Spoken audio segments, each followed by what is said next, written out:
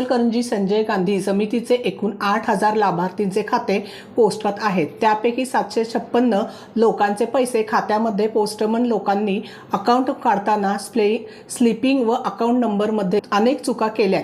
त्या चुकांचा भुर्दंड लाभार्थ्यांना होत आहे।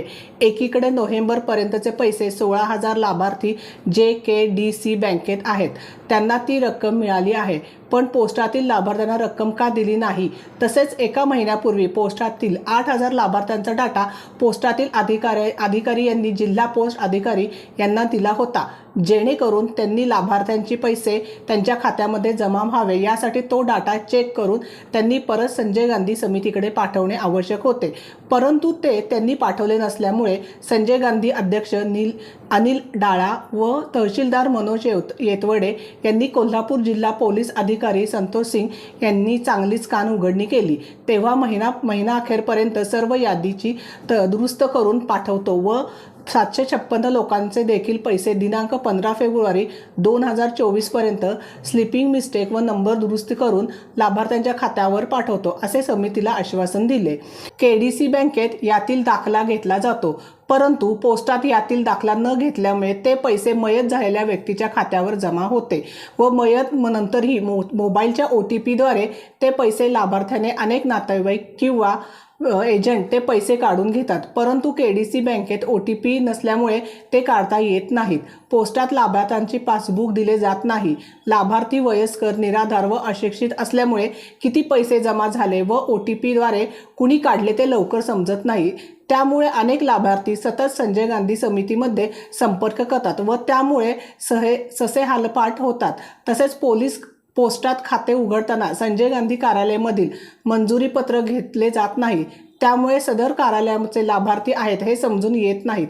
अनेक वेळा खाते क्रमांक बरोबर असताना देखील NA असा शेरा देऊन लाभार्थ्यांची यादी परत का पाठवतात असा प्रश्न अनिल डाळ्या यांनी पोस्ट अधिकारी कोल्हापूर जिल्हा यांना केला।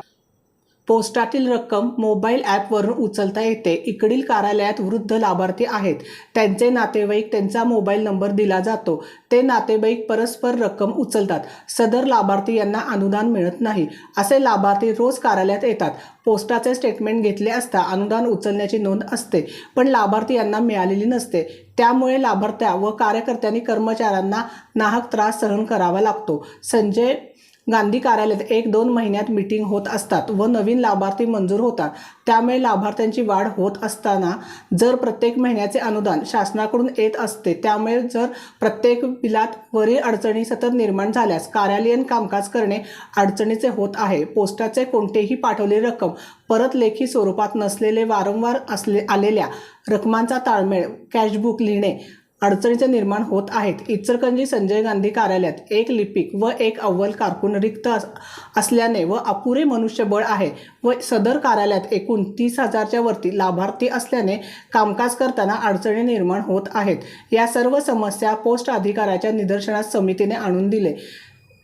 यावेळी समिती सदस्य कोंडिबा दवडते, सुखदेव म्हाळकर, महेश ठोके, तमन्ना कोडगी, संजय नागुरे, जयप्रकाश भगत, महेश पाटील, सलीम मुजावर, सौ सरिता आवळे आदी उपस्थित होते।